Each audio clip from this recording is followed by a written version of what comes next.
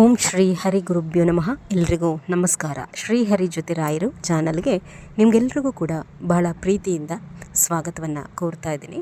ಇವತ್ತಿನ ವಿಡಿಯೋನಲ್ಲಿ ರಾಯರಿಗೆ ನಾವು ಗಂಧವನ್ನು ಸಮರ್ಪಣೆ ಮಾಡ್ತೀವಿ ಅಥವಾ ಗೋಪಿ ಚಂದನವನ್ನು ಹಚ್ತೀವಿ.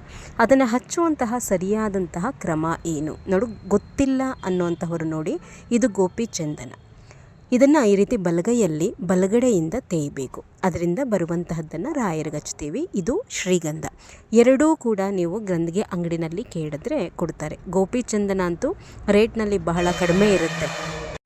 ಅಂದರೆ ಗಂಧಕ್ಕೆ ಹೋಲಿಸ್ಕೊಂಡ್ರೆ ಗೋಪಿ ಚಂದನದ ಬೆಲೆ ಬಹಳ ಕಡಿಮೆ.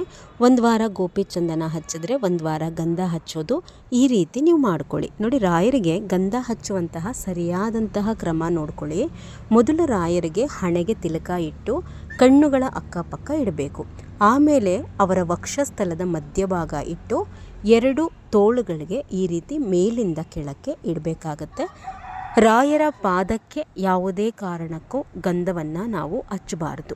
ಮತ್ತು ರಾಯರ ಫೋಟೋನಲ್ಲಿ ನೋಡಿ, ಬೇರೆ ದೇವರುಗಳಿರುತ್ತಲ್ವ, ಅದಕ್ಕೂ ಕೂಡ ನಾವು ಗಂಧ ಹಚ್ಚಬೇಕೇ ಹೊರತು ಅವುಗಳಿಗೂ ಕೂಡ ನಾವು ಅರಿಶಿನ ಕುಂಕುಮವನ್ನು ಹಚ್ಚಬಾರ್ದು. ಅಂದರೆ ಈಗ ಕಾಮಧೇನು ಇರುತ್ತೆ, ಅಥವಾ ಕೃಷ್ಣ ಇರುತ್ತೆ, ಅಥವಾ ಈ ಲಕ್ಷ್ಮೀ ನರಸಿಂಹಸ್ವಾಮಿ ಇರುತ್ತೆ.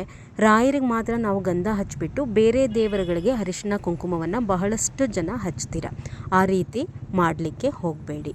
ರಾಯರಿಗೂ ಕೂಡ ಅರಿಶಿಣ ಕುಂಕುಮ ವಿಭೂತಿಯನ್ನು ಯಾವುದೇ ಕಾರಣಕ್ಕೂ ಹಚ್ಚಬಾರ್ದು.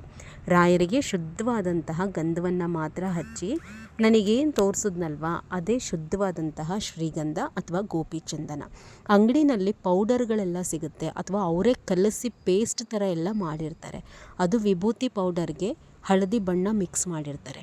ಅದೆಲ್ಲ ತಂದು ರಾಯರಿಗೆ ಹಚ್ಚಲಿಕ್ಕೆ ಹೋಗಬೇಡಿ, ಅಷ್ಟು ಶುಭ ಅಲ್ಲ. ಗಂಧ ಅಥವಾ ಗೋಪಿ ಚಂದನವನ್ನು ಮಾತ್ರ ರಾಯರಿಗೆ ಹಚ್ಚಬೇಕು. ಯಾಕೆ ಅಂತಂದರೆ ಶ್ರೀಗಂಧದಲ್ಲಿ ಲಕ್ಷ್ಮೀನಾರಾಯಣನ ಸಾನ್ನಿಧ್ಯ ಇರುತ್ತಂತೆ. ಹಾಗಾಗಿ ಬಹಳ ಭಕ್ತಿಯಿಂದ ಶ್ರೀಗಂಧ ಅದನ್ನ ಲಕ್ಷ್ಮೀನಾರಾಯಣನ ಚಂದನ ಅಂತ ಹೇಳಿ ಗೋಪಿ ಚಂದನ ಹಚ್ಕೊಳ್ಳುವಂತಹ ಕೂಡ.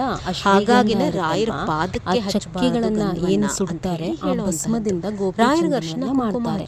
ಆ ಶ್ರೀಗಂಧದಲ್ಲಿ ಲಕ್ಷ್ಮೀನಾರಾಯಣನ ಸಾನ್ನಿಧ್ಯ ಇರುತ್ತೆ. ಯಾಕೆ ಶ್ರೀಮನ್ನಾರಾಯಣ ಮತ್ತೆ ಶ್ರೀ ಲಕ್ಷ್ಮೀ ದೇವಿಯ ಸಾನ್ನಿಧ್ಯ ಇರುತ್ತೆ. ಬಹಳ ವಿನಮ್ರಶಾಲಿಯಾಗಿ ಅವರ ಮಾತುಗಳಲ್ಲಿ ಹೇಳುವಂತಹದ್ದು, ನಾನು ಯತಿಗಳು, ದೇವರಲ್ಲ, ಅಂದರೆ ದೇವರಿಗೆ ಸರಿಸಮಾನನಲ್ಲ.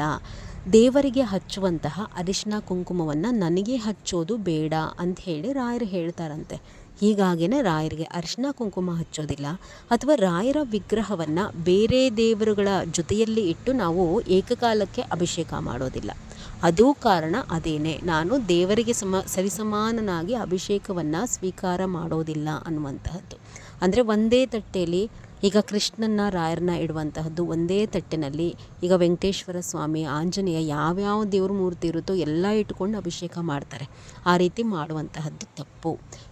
ಬೇರೆ ಎಲ್ಲ ದೇವರ ವಿಗ್ರಹನೂ ಒಂದು ತಟ್ಟೆನಲ್ಲಿ ಇಟ್ಕೊಂಡ್ರೂ ನಡೆಯುತ್ತೆ, ಆದರೆ ರಾಯರನ್ನು ಮಾತ್ರ ನಾವು ಒಂದು ಬೇರೆ ತಟ್ಟೆಯಲ್ಲಿಟ್ಟು ಅಭಿಷೇಕವನ್ನು ಮಾಡಬೇಕು. ರಾಯರ ಬಗ್ಗೆ ತಿಳ್ಕೊಂಡು ಎಲ್ಲವನ್ನ ಮಾಡಿದಾಗ ಬಹಳ ಒಳ್ಳೆಯದಾಗ್ತಾ ಹೋಗುತ್ತೆ ಜೀವನದಲ್ಲಿ. ಇವತ್ತಿನ ವಿಡಿಯೋ ನಿಮಗೆ ಇಷ್ಟ ಆಯಿತು ಅಂತ ಹೇಳಿ ಭಾವಿಸ್ತೀನಿ.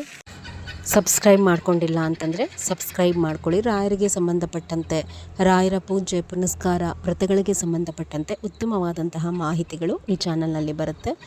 ನಮಸ್ಕಾರ ಎಲ್ರಿಗೂ.